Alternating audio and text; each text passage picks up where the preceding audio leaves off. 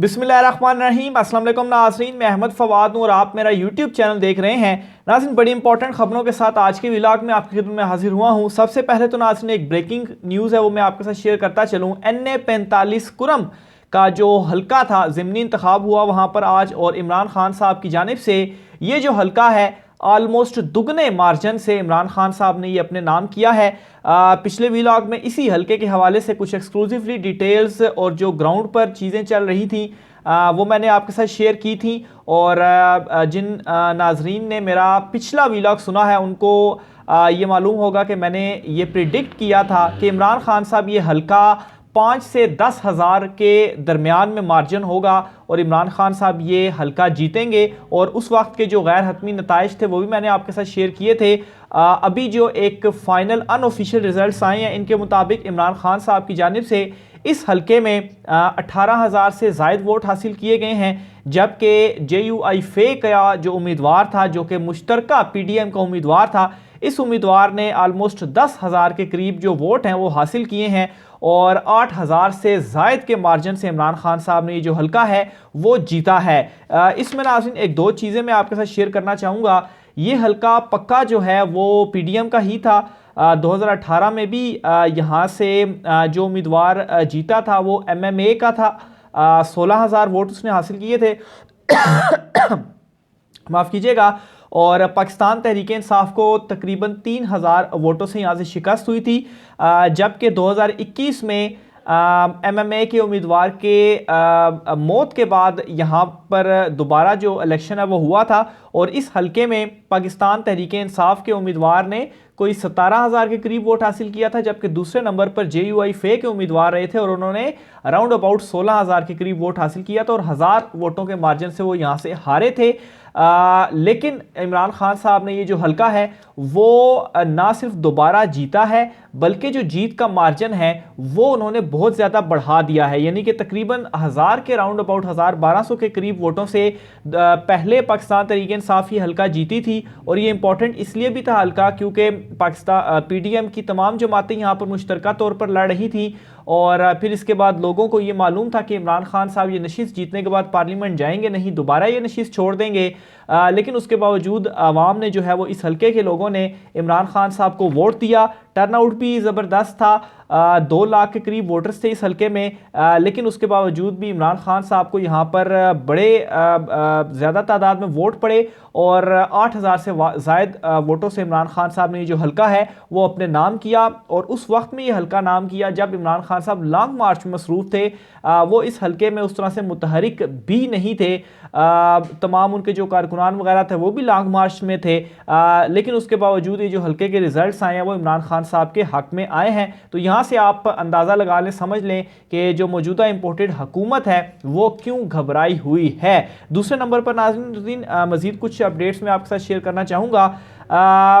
MQM और मौलाना फजल रहमान की जो जमात है वो ये नहीं चाहती कि जो इलेक्शंस हैं वो कबल अज़ वक्त करवाए जाएं और इस हवाले से वो प्रेशराइज भी कर रही है मौजूदा सिटिंग जो गवर्नमेंट है। जो मुज़ाकरात के हवाले से चीज़ें सामने आ रही थी तो इसमें परवेज़ इलाही साहब की जानिब से जो है वो ये कहा गया है कि मुज़ाकरात जो हैं वो बैकडोर हो रहे हैं। बहरहाल सोर्सेज के मुताबिक नाज़रीन मुज़ाकरात जो हैं वो बैकडोर पर चल रहे हैं, लेकिन इमरान खान साहब सिर्फ उसी सूरत में चीज़ों को आगे लेकर चलेंगे जब इलेक्शन की तारीख दी जाएगी, असम्बलियाँ तहलील की जाएंगी। उसके बगैर जो हुकूमत की जानिब से एक जो है वो बज़ाहिर एक कमेटी कायम की गई कि ये मुज़ाकरात करेगी और मामलात को सुलझाने की कोशिश करेंगे, वो बस यूं ही उन्होंने जो है वो कमेटी कायम कर दी है। बहरहाल उसका मकसद जो अभी लग रहा है वो ये नहीं है कि वो किसी तरह से भी संजीदा है कि वो इमरान खान साहब के साथ मुज़ाकरात करेंगे।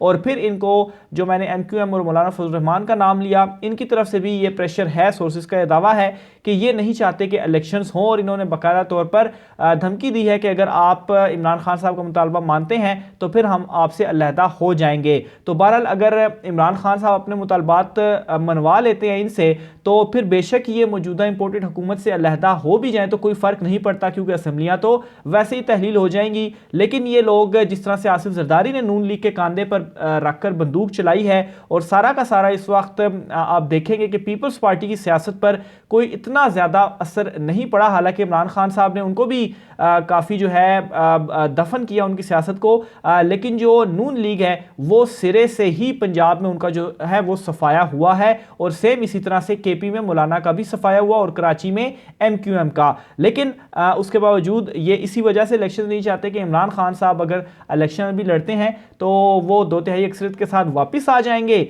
और अगर अभी इलेक्शन अगर अपने टाइम पे भी इलेक्शन होते हैं तो इमरान खान साहब ने तब भी वापस ही आना है। लेकिन ज़्यादा देर तक ये अपनी हुकूमत को चलाना चाह रहे हैं क्योंकि इसका जो नुकसान है वो ज़्यादा मुस्लिम लीग नून को हो रहा है। तो बहरहाल इस वक्त ये जो बैकएंड पर चीज़ें हैं वो चल रही हैं। परवेज़ इलाही साहब की जानिब से भी ये कहा गया है, बल्कि मुलाकात हुई है परवेज़ इलाही साहब की और रावलपिंडी इस्लामाबाद की एक अहम शख्सियत से, और ये जो मुलाकात हुई है इस मुलाकात में कुछ चीज़ें और ख़ास तौर पर इमरान खान साहब का जो लॉन्ग मार्च है उस पर डिस्कशन हुई है, और बताया ये जा रहा है कि बड़ी खुशगवार माहौल में ये जो मुलाकात है वो हुई है। तो ये नाज़रीन एक इम्पॉर्टेंट पेशरफ्त भी है क्योंकि परवेज़ इलाही साहब के हवाले से तस्वुर किया जाता है कि वो थोड़ा सा ज़रा रावलपिंडी के करीब भी हैं और उनकी मुलाकातें रहती भी हैं, और चूँकि इस वक्त इमरान खान साहब के साथ हैं तो उस तनाजुर में भी देखा जाए तो ये जो मुलाकात है बहुत ज़्यादा इम्पॉर्टेंट है। दूसरी साइड पर नाज़रीन मौजूदा इम्पोर्टेड हुकूमत जो है इन्होंने डर के मारे कि इमरान खान अगर इस्लामाबाद में आ गया तो फिर तो जो है वो हमें ये हुकूमत छोड़नी पड़ेगी। तो इन्होंने क्या किया कि इस्लामाबाद का जो रेड जोन है जो कि जहाँ पर हसास इमारतें हैं, आप कह सकते हैं इलेक्शन कमीशन, सुप्रीम कोर्ट, वज़ीर-ए-आज़म हाउस, पीएम हाउस, एफबीआर, ये दफातर जो जहाँ पर सारे मौजूद हैं, इस एरिया को रेड जोन का एरिया कहा जाता है। लेकिन वजारत दाखिला की जानिब से लॉन्ग मार्च के डर की वजह से क्या किया गया है कि रेड जोन के एरिया को तोसी उन्होंने दे दी है। तो इस तोसी के बाद हुआ क्या है कि जो रेड जोन था वो अतातुर्क एवेन्यू से फैसल एवेन्यू, मतलब 3 एतराफ से ये रेड जोन जो है वो लगता है। तो इसमें जो अतातुर्क एवेन्यू था जहाँ पर ये पहले रेड जोन था, इसको बढ़ाकर उन्होंने फैसल एवेन्यू तक, फिर ख़ियाबान इकबाल से लेकर मारगला रोड और सरीना चौक से लेकर 0 पॉइंट तक जो है वो इन्होंने रेड जोन सारा डिक्लेयर कर दिया है। और वो इसलिए किया कि ताकि इन जगहों पर भी इमरान खान साहब ना आ सके। इमरान खान साहब ने वैसे ही कहा था मैं डी चौक नहीं आता क्योंकि वो भी रेड जोन है। तो बहरहाल उसके बावजूद भी इन्होंने एक तो ये काम किया और दूसरा इन्होंने ये काम किया कि दफ़ा 144 नाफिज कर दी है, और साथ ही में इन्होंने ये भी किया है कि इज्तिमात और रैलियों पर भी पाबंदी आयद कर दी है, और साथ में जो दफ़ा 144 है वो भी नाफिज जो है वो कर दी है। लेकिन इमरान खान साहब का जो लॉन्ग मार्च है आज तीसरा रोज़ ख़त्म हो चुका है। कल जो है वो दोबारा से आगाज़ होगा लॉन्ग मार्च का, चौथे रोज़ में लॉन्ग मार्च दाखिल होगा।